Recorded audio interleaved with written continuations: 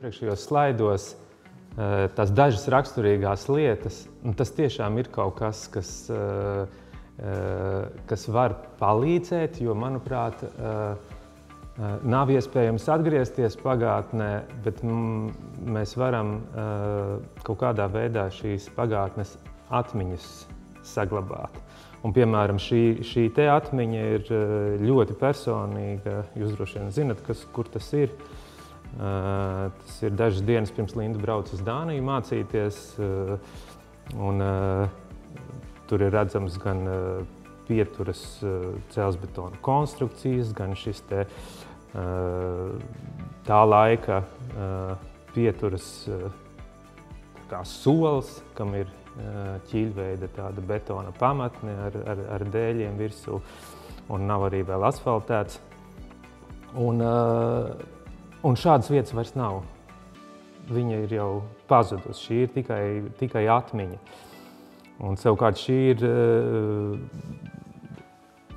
pietura Pitragā, kas kaut kādā ziņā ir tādas pieturas sajūtu atjaunošana.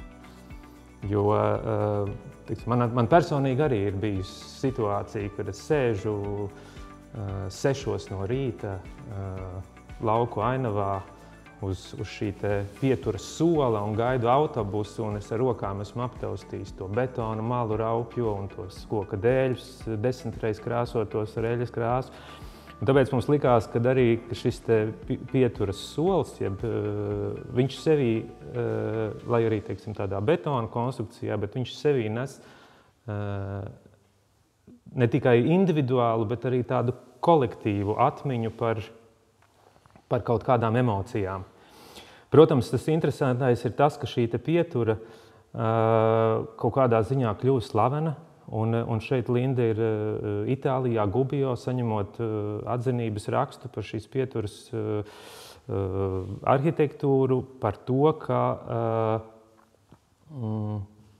kā par vēstures saglabāšanas tādu risinājumu.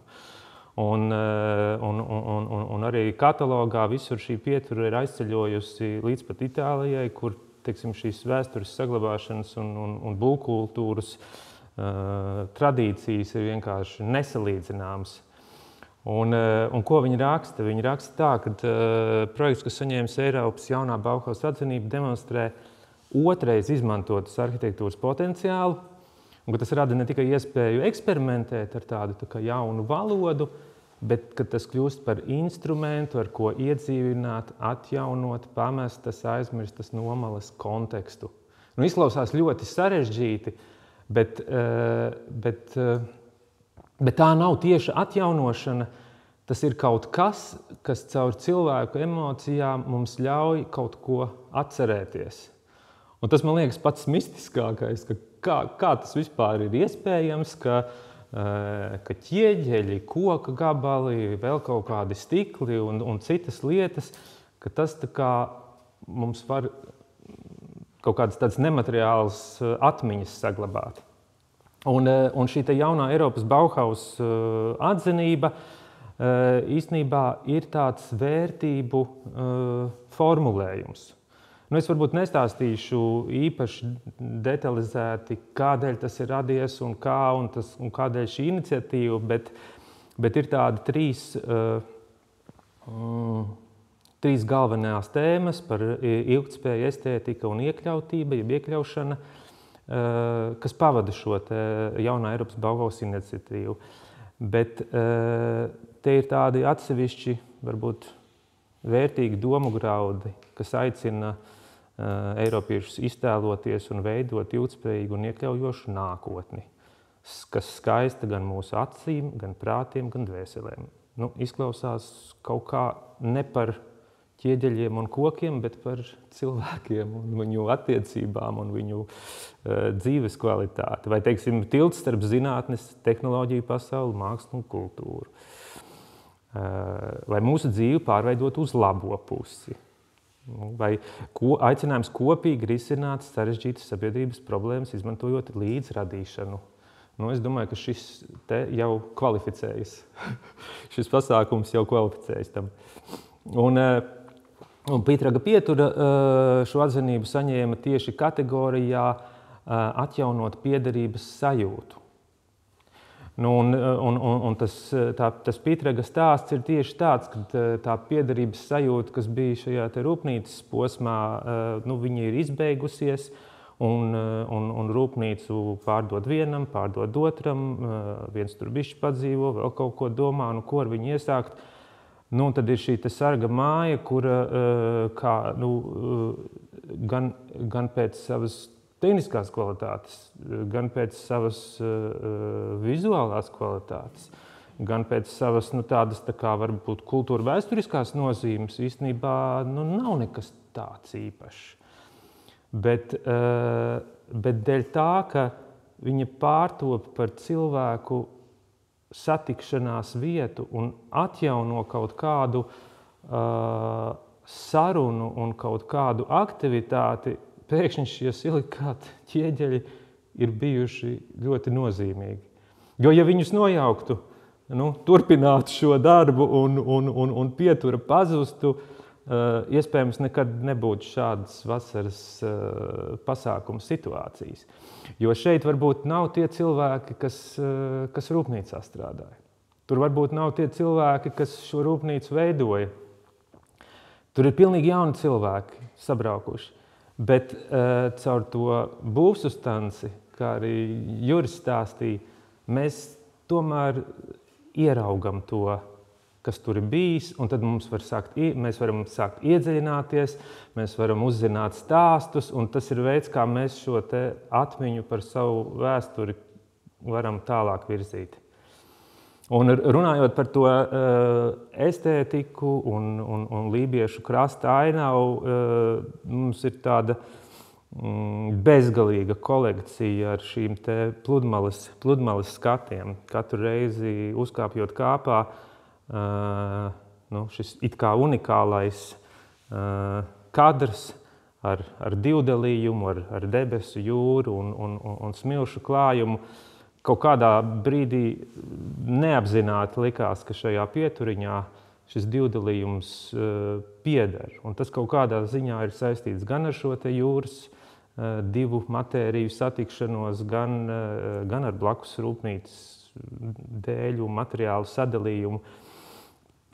Un tāpat laikā arī šie materiāli, lai arī tie ir jauni, bet tie ir apzināti veidoti tādi, lai sarunātos ar esošām lietām zemes gabalā, blakus rūpnīcā, un arī šis te jaunais viļņotais alumīnija materiāls, kas principā varētu viņu aizliegt, principā, lībiešu krastā, jo tas ir pilnīgi neiederīgs.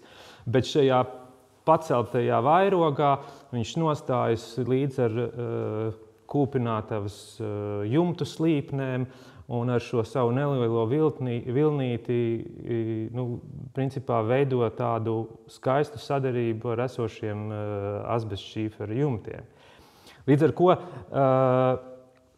tas stāsts par kultūru ainavu ir tik ļoti, manuprāt, sarežģīts, ka viņu ierobežot vai kaut kā reglamentēt ar šiem likumiem ir ļoti riskanti. Varbūt tas tāds nav populārs viedoklis, bet jūs droši vien zinat, jūs varbūt atpazīstat šo vietu. Zinat, kas tā ir pa vietu? Tur ir tāda mūra ēka labā pusē paliela. Tas ir Miķeļtornis.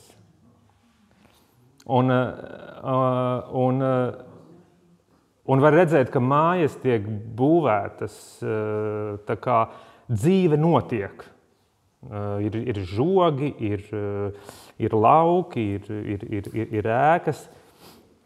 Bet vai tieši šis skats raksturo to lībiešu ainavu? Laikam nē, laikam Juris jau atbildēja. Šitas jau ir jaunie laiki, kad šī te lībiešu raksturs jau tiek pārmākts ar kaut kādiem jaunsaimnieku ideāliem par jauno laiku būvēm, kvalitatīvām, gaišām.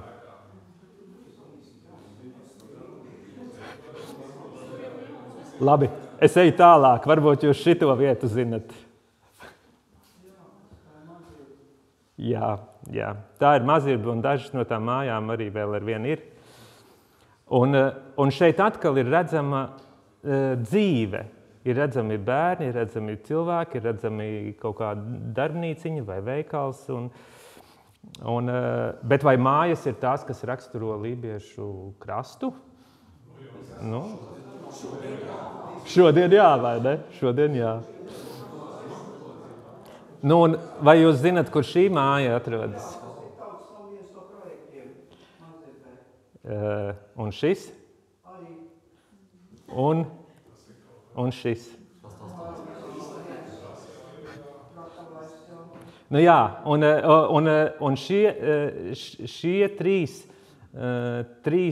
versijas par lībiešu tautas namu ir, man likās, ka ir tieši diskusijas vērtas. Jo mēs, protams, nevaram skatīties lībiešu namu kā fona apbūve. Nu, tas ir kaut kas tomēr ļoti īpašs.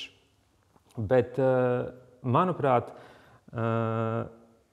man būtu daudz savādāka sajūta braukt uz lībiešu krastu, ja nebūtu šis te mūsdienīgais somu arhitekta veikums realizēts. Nu, iedomāsimies, ja būtu, piemēram, šis Mazirbē vai šis te tāds tā kā tam laikam varbūt tāds konservatīvāks un netik atbilstošs laika garam. Protams, iekļaušanās ir tāda nosacīta, un es domāju arī, ka varbūt mūsdienās neatļautu tādu tik radikālu lībiešu namu Mazirbē uzbūvēt. Ja šodien būvētu, diez vai. Tas bija pēc Ulmaņa režīma. Tas ir tas laiks, kad principā visi palika par latviešiem. Vai tie bija lībieši, vai tie bija krievi, vai tie bija čigāni. Visi bija latvieši. Tas bija principā politisks gājiens. Okay. Nu jā, bet man likās interesants tas stāsts par to, ka